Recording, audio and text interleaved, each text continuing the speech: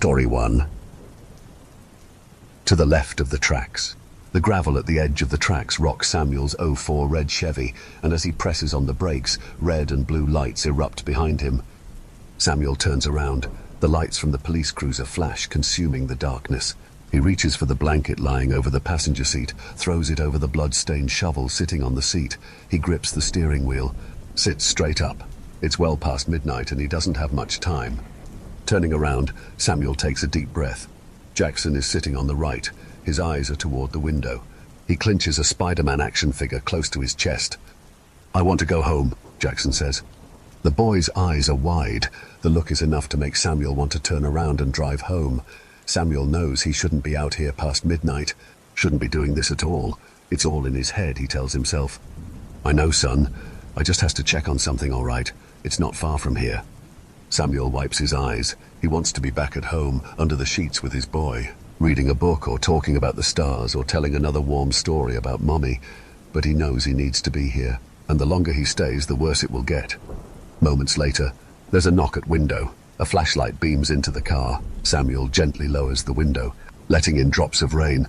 He takes a deep breath. "This train station has been cordoned off," the officer says. "I know. That your son?" "Yes." The officer straightens his back. More radio chatter. The rain is getting through the window, dripping on the door. The officer takes a step back from door. He's wearing a thick raincoat. His eyes aren't visible in the darkness, and the rain drips against the badge to the right of his belt. The heat of the flashlight falls from Samuel's face. It traces to passenger seat, then to Jackson and then back, then on the passenger seat again. "What's underneath that blanket?" Samuel swallows. He can hear Jackson breathing hard. The asthma again. The toy Spider-Man falls to the ground. "Tools," Samuel says. "I work construction." "Well, I used to. It's just me and the boy now, so life hasn't gotten a bit more complicated." Jackson is breathing harder now. He's whispering to himself, words that Samuel doesn't quite understand. Your wife was the professor that..." Samuel nods. Louder radio chatter. Drops of rain pool atop the officer's raincoat. The temperature drops slowly in the car. The officer takes another glance at Jackson in the back seat and says, "I'll be out patrol for another hour or so. I strongly advise you go home. The rain's coming down hard. We're expecting flooding tonight." Samuel nods. The officer takes another step back from the car. He pauses for a moment, then gets back in the car and drives slowly up the bridge adjacent to the station. An hour later, Samuel gets out of the car. Rain drips from his cap. The trees and branches move in ways that don't seem natural, and can't help but wonder if someone is watching him. He walks to the passenger seat, opens the door, removes the blanket, and pulls the shovel out. He sharpened it last night when Jackson was sleeping, and always tried to wash Mary's blood from the splintered wood, but that never worked. He calculates in his mind how long it's going to take to get back to the station. Having to park far enough off the road so that officer wouldn't see him meant losing valuable time. By dawn, he needed to be back home. If the area truly floods, the first responders will be out and someone might see him. Jackson knocks on the window. Samuel opens the car door, then picks up the Spider-Man toy and hands it back to him. "Are you going to be long?" Jackson says. Samuel leans forward, kisses his son. "I'll be as fast as I can. You know I love you." Samuel tells himself to keep it together. He tells himself that he's honoring his wife by doing this, by checking on her body, making sure that it's still there. But he can't help. He feels awful. What kind of father leaves his son in the car in the middle of the night? "Dad," Samuel says. "I have to go, baby," Samuel says. What was he saying about Mama? "Who?" "The policeman."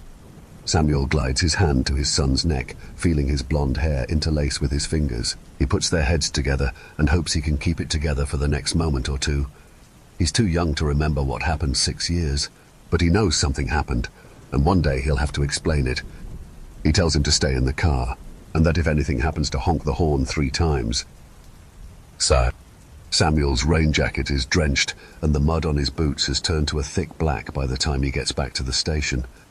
He takes shelter for a moment by the hold station. He peers through a cracked window at the station-turned-museum now. Inside, there's an old model train set in the center of the room, and maps on the walls outlining the train lines between Pennsylvania, New Jersey, and New York. A small desk sits in the corner that is used to sell conductor hats. One sat in the corner of Jackson's room, at least for a while. The The guilt of leaving his son behind still racks him, but he tells himself again that he had no choice. When Mary got sick, and when the weird things started happening, when she said she had to go, she made him promise Samuel promised to always make sure, just make sure. When his legs feel rested, he starts his trek on the train tracks, where it wanted to start an hour ago before getting pulled over. He'd taught himself how to find the body. Start at the train station, count 1,100 paces. On the correct plank you'll see an asterisk. Then turn to the right into the tree lines. Another 100 and you're there. A little blue marker only he would see. That's where she is. He starts to count, goes to 100 and then starts again, then 200 and starts again. When he reaches 300, just before the tracks disappear around the bend, he sees the water pooling over the track, and just above it, a dark silhouette. He stops. Whatever number he was on drops from his mind as the silhouette looks up, looking past the water dripping from his hat. "Hello," he says. The figure doesn't move. He walks forward, tripping on a wooden plank several feet from the tracks. When he hits the ground, bits of gravel bite into his arm, shooting pain through his entire body. Lying on the ground, he feels rain on his back. The metal tracks conceal the bottom half of his view, but he can see the silhouette. A bit closer now, long hair that droops down to the shoulder, head down, the mouth moving. He says hello again, then pushes himself up. He wipes the brim of his hat, but when he looks back up, the figure is gone. He wants to scream. He wants to home. He can hear his wife telling him to go back to Benjamin. At least, if she could see him now, that what she'd say. Or maybe she'd remind him that he'd quit on so many other things in life. Would today be so different? And that's when he realizes he has no idea what count he's on or how much further he needs to go. He counts to 500, then checks the left set side of the plank. 6 years ago, he'd used a Sharpie and put a small X to notate when to turn into the woods, but now he can't see it. Samuel walks forward, then back, then forward again, looking for the X. His legs burn, his socks are drenched, and the rain is so cold it starts to making his hands tremble. It's far till first light. He doesn't have long now, and surely Benjamin is getting worried. He walks until the water is pooling above the tracks. Then he goes until it's ankle deep, then his knees. Surely he walks far enough by now. He turns toward the tree line. His boots stick to the mud. Each step, it's like the world is telling him to stop, to turn around. Please don't go in there, through those trees. The voice of his wife bounces in his head. She's telling him not to make the same mistakes she made, to trust your gut. There is evil that lingers in dimensions we do not know, and we hope we don't have to meet it. But he keeps moving forward, not trying to block out her voice, but allowing himself to focus on something else, like the songs Julia sang to Benjamin as they fell asleep together, or the way she greeted him every time Samuel came to the door, so excited to see him. He grips the shovel tights, slides down the small incline, walks into the darkness beneath the trees. The rain isn't as hard, but it's almost impossible to run. He grabs the flashlight from his belt, turns it on. The pattern of the trees in front of him, the view of the city behind him. That's not what tells him that he's close. It's the guilt he feels. Despite her pleading that she was getting sick, screaming at the top of her lungs that one day she was going to hurt him, or possibly Benjamin. He reaches the tree line, dipping behind the darkness of the trees like it's a curtain. He's not far now. The guilt he feels is so strong it's dug deep into the soil. A voice calls from the ground, quiet, like a whisper, so gentle it fills the air around him. She's telling him it has been done, the same thing he's done every year for the last 6 years. Promise me you'll check Samuel, promise me. He grips the shovel, the metal end hits the ground. When he stops digging, his clothes are drenched and wooden splinters from the shovel are nestled deep in his hand. He throws the shovel to the ground as flashing red and blue lights break through the thick fog. He bends down, feeling the wet dirt. Her breathing feels closer. There's a break in the brain, footfalls on the tracks. He turns around. It's her. Samuel call out. She says nothing. He calls out again. On the third try, she looks up and says, "Hello?" A strand of hair drenched in dirt covers her eyes. Her voice is sweet but lost in the fog.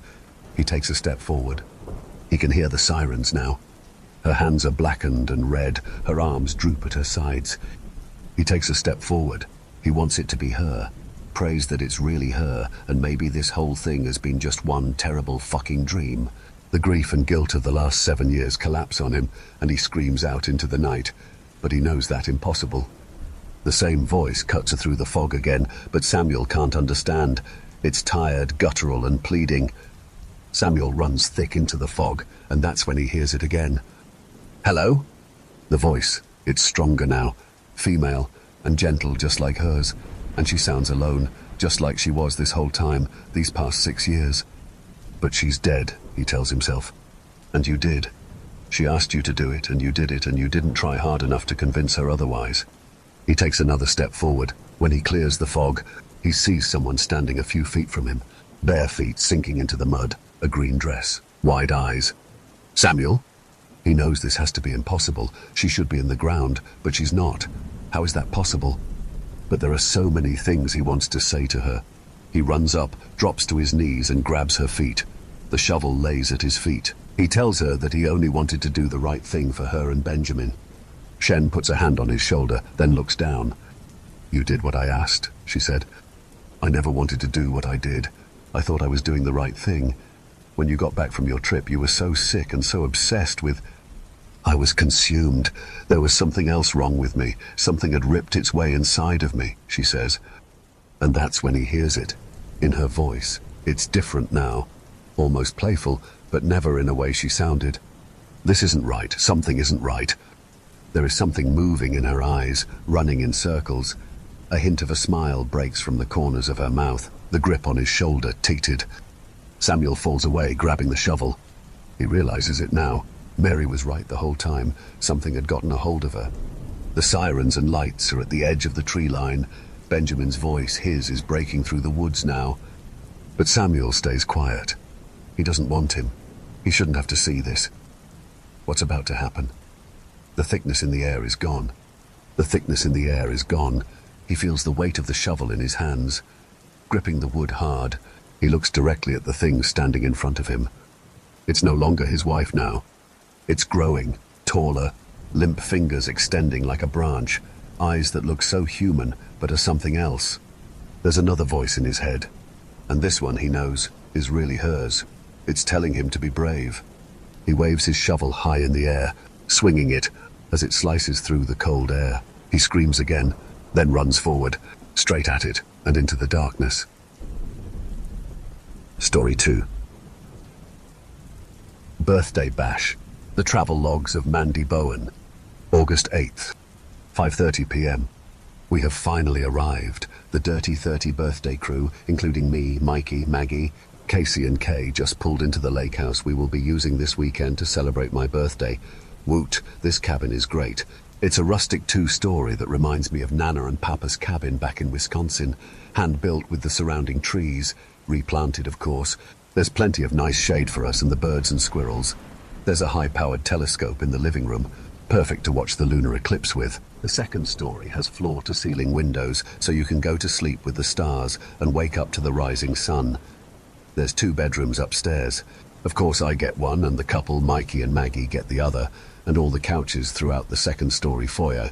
Living and family rooms can be utilized however between Casey and Kay. And of course, we have a wood stove and a 4-burner propane gas grill outside on the deck upstairs that overlooks the neighboring lake. This weekend is going to be lit. 8:30 p.m.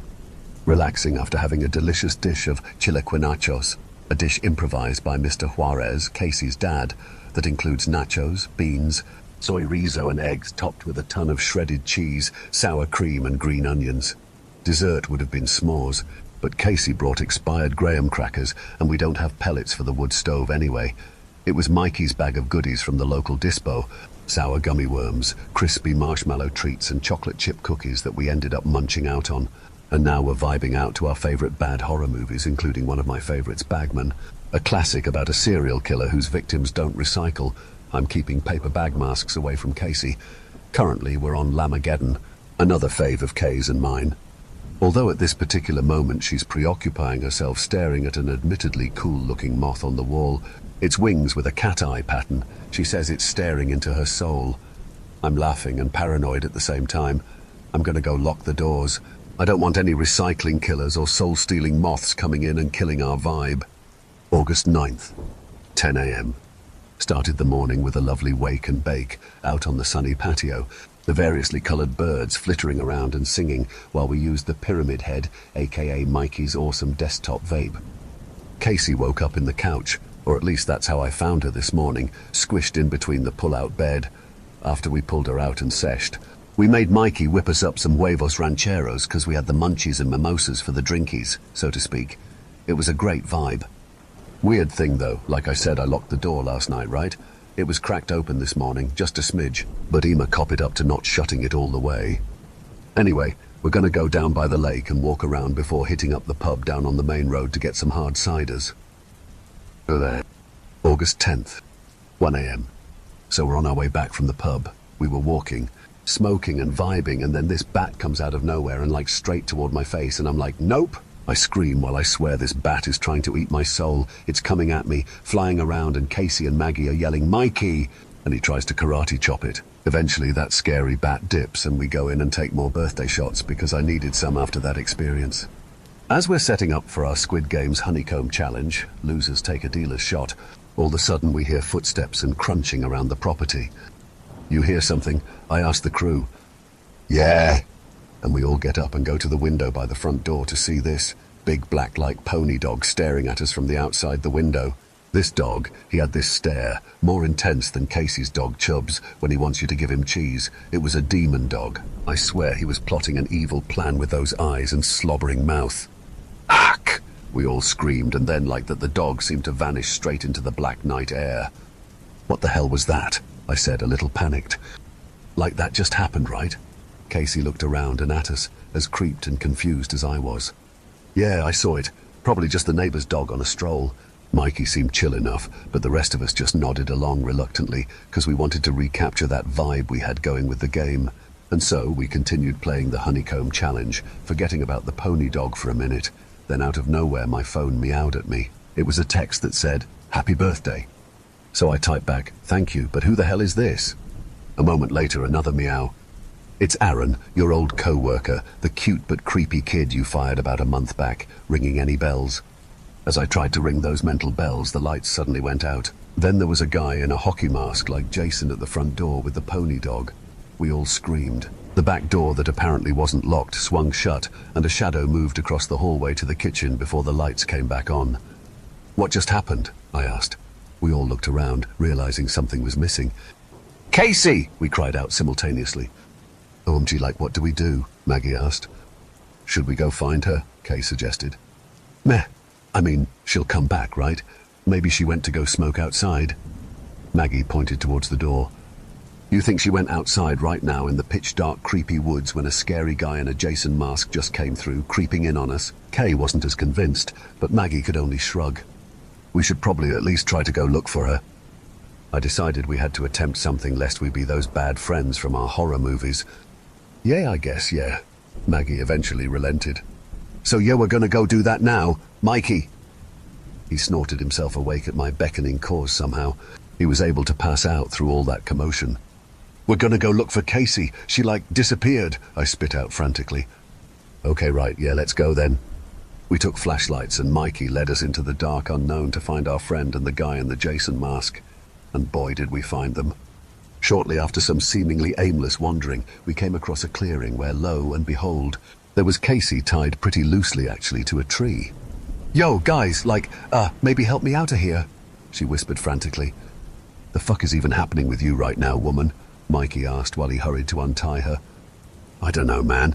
I'm gonna guess Mandy's homeboy Jason wannabe kidnapped me to, sacrifice me to the devil or something." "What?" we shrieked in unison. "Yeah, I heard him mention something about making a sacrifice offering for the blood moon. Something dark side, and then he and that big scary pony dog went over there to take a piss." She shook off the remainder of her restraints when we heard branches crackling nearby. "Shit!" Casey cursed as she was about to run back toward the house, but then Jason was upon us again. "Oh, cool. Do we have an audience for my blood sacrifice?" A low, muffled voice said from the darkness. "Who are you anyway? Is that you, Aaron?" I asked with looming suspicion. No." Then his phone started ringing in his pocket, which was a familiar jingle from a late 90s slasher I recognized. "Aaron, I knew it, you dipstick. What's this all about anyway? Why are you trying to sacrifice my friend? Are you trying to get back at me or something?" No, okay. This offering is for the Dark Lord so that he may bestow me with gifts of fortune. You know, like what you took away from me right before I was about to get the iChrome phone XLS 500. It's got 4 lenses. Fortune? You got paid minimum wage. We worked at a bakery, and you were stealing muffins and money from the cash register on camera. This admittedly was just too much for me right now. Can I hit him now? Mikey raised his hand in question. Yes, please, Casey nodded hectically. Hey, nah. But before he could finish, Mikey Karate chopped him in the throat. While he coughed and wheezed, Kay distracted the pony dog with some beef jerkies, and Maggie and I dragged Casey along back with us to the cabin. Not without my sacrifice, he wheezed out, stumbling with a knife towards us like a frenzied zombie slasher. Why me anyway? Casey cried back out. Virgin, he coughed out. The fuck? I'm not a 30-year-old virgin, thank you. What? But really, the outfits though? He pointed towards her loose-fitted beige tone slacks and sweater she wore. Then he tripped over Mikey's outstretched leg and into Casey's fist. Don't hate on my low-key fashion choices, yeah? She kicked him, and then Maggie and I took off his mask, and lo, and behold, it was Aaron. Wow, what a Shyamalan twist. Well, let's tie him up for now, then head back and finish the night, I suggested, gathering the rope he used for Casey. Sounds good to me. Everyone seemed to agree. Let's finish the weed and watch a bad horror movie, Casey shouted out. Are you crazy? You almost just got killed and you want to watch a bad horror movie? I couldn't believe this chick right now. I don't know, man. I knew that guy wasn't going to kill me. He was such a dweeb anyway, and that you guys would come and save me, right? Yay, totally, Maggie nodded sheepishly. We still have some time to get back and check out the blood moon on the telescope, Mikey reminded us. Right. Yeah. And so, with that, we took our temporarily restrained prisoner back to home base to let the cops deal with his crazy ass and all that good stuff, and do a little night sky gazing before passing out right now because we check out bright and early at noon tomorrow. Final entry for B&B Guestbook. Well, what an adventure we had here. To celebrate my 30th birthday, we came up for a weekend of fun enjoying homemade munchies, exploring the woods and stargazing while simultaneously encountering some eerier moments, like bats flying at us and a mysterious black dog foreshadowing more sinister things to come, as they did when my old co-worker, disguised in a Jason mask, attempted a strange ritual with my friend Casey, which failed due to the awesome friendship powers of my crew. This story has a happy ending for everyone, though, as in spite of the common horror movie trope, no one died in the end. And to cap off the night, we had birthday shots and cake to conclude our dirty 30 birthday bash of a weekend. In conclusion, we actually had a pretty vibe time and would love to stay at this establishment again in the near future.